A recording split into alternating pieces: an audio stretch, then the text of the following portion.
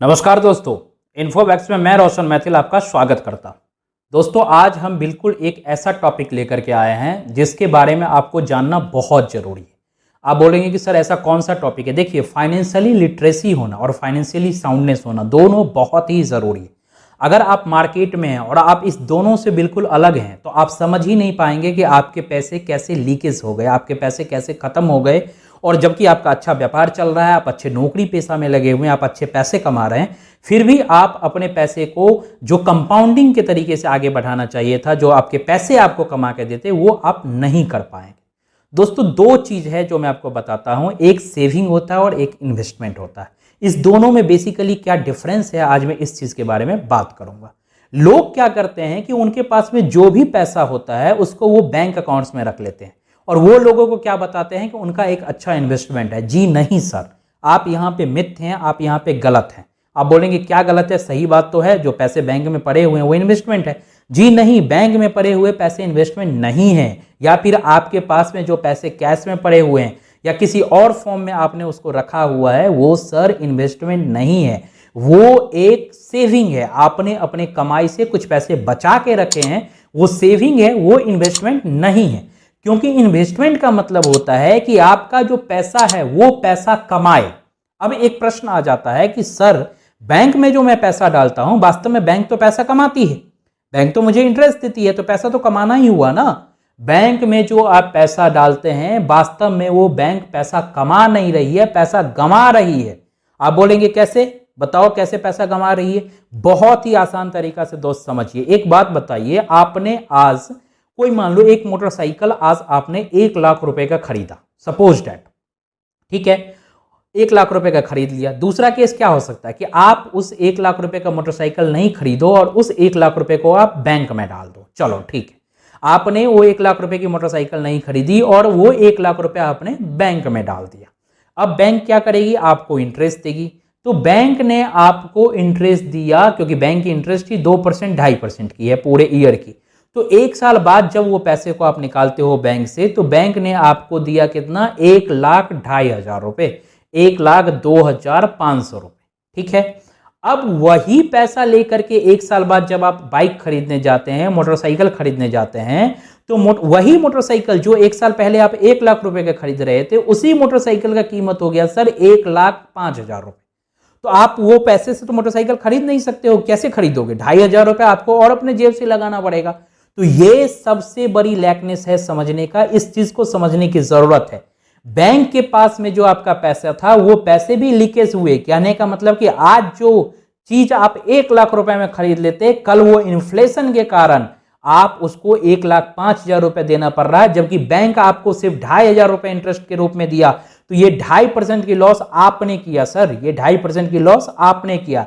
क्योंकि आपको पता है कि हमारे भारत में इन्फ्लेशन रेट बहुत ही ज्यादा है। मैं कह सकता हूं कि हाइपर इन्फ्लेशन के दौर से भी कई ऐसे चीज जा रहे हैं, कई ऐसे गुड्स, एफएमसीजी के गुड्स जैसे ऑयल हो गए, पेट्रोल हो गए, ये सब हाइपर इन्फ्लेशन से बढ़ रहे हैं।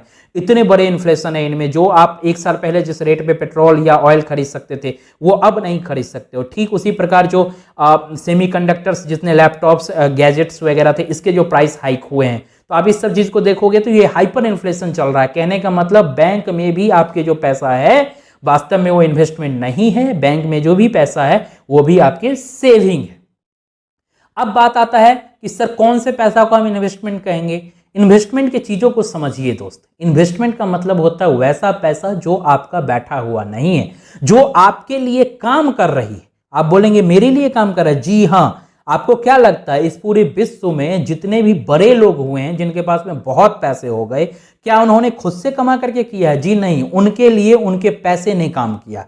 आप बोलेंगे उनके लिए उनके पैसे कैसे काम किए, तो कभी वो अपने पैसे दे करके आपको हायर कर लेते हैं, आपसे काम करवा लेते हैं।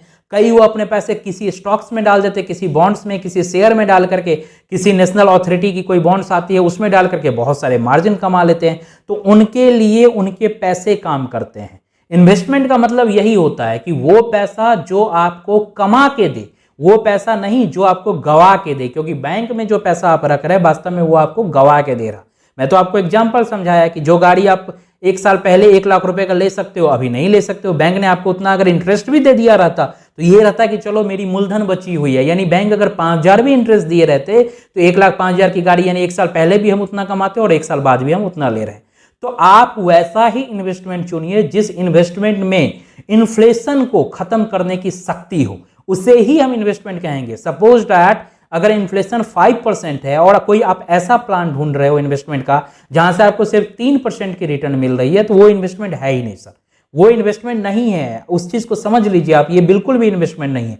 इन्वेस्टमेंट वही हो सकता है जो इन्फ्लेशन, जो हमारे कंट्री में इन्फ्लेशन है, उस इन्फ्लेशन को खत्म कर सके, जो इन्फ्लेशन को खत्म करने के बाद हमारे पॉकेट में कुछ पैसे दे।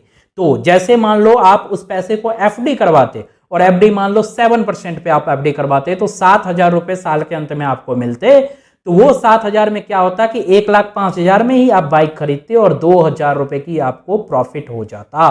तो ये था इन्वेस्टमेंट। इन्वेस्टमेंट का मतलब ये होता है कि वैसा एसेट जो प्रोडक्टिव हो या फिर वो कैपिटल एप्रिसिएशन दे। जैसे मान लो आपने कोई लैंड परचेज कर लिया, अब लैंड से कोई रेवेन्यू नहीं आती है, कई बार हो सकता है लैंड को आप रेंट पे लगा दिया तो वहां से रेंट भी आ रही है और कैपिटल एप्रिसिएशन भी आ रहा है। कई बार रेंट नहीं भी आता तब भी क्या होता है, वहां से कैपिटल एप्रिसिएशन आ जाते हैं। कहने का मतलब एक लैंड जो मैंने 5 लाख रुपए में खरीदा था 1 साल पहले, लेकिन अब उसे अगर बेच रहे हैं तो 5.5 लाख रुपए दे रहा है या 6 लाख रुपए दे रहा है, तो अब उसका जो रेट ऑफ रिटर्न है, रेट ऑफ रिटर्न जो आरओआर है, अगर उसको आप चेक करोगे तो आप क्या पाओगे कि चलो मेरा इन्फ्लेशन रेट जो है वो जो है सो मिनिमाइज कर रहा है, ये जो हमारा इंटरेस्ट आया। तो ये एक बहुत बड़ी चीज है कि आप कोई भी जब पैसा रखते हैं कहीं पे, तो ऐसा देखिए कि वो इन्वेस्टमेंट है, कहीं वो सेविंग तो नहीं रह गया, क्योंकि सेविंग अगर रह जाएगा तो वो आपको नुकसान ही पहुंचाएगा। दोस्तों ये वीडियो आपको इन्फॉर्मेटिव लगा होगा, अगर इन्फॉर्मेटिव लगा तो हमारे चैनल को जरूर सब्सक्राइब कर लीजिए, वीडियो को जरूर लाइक कर दीजिए और मुझे कमेंट करके बताइए कि आपको ये वीडियो कैसा लगा। धन्यवाद, जय हिंद।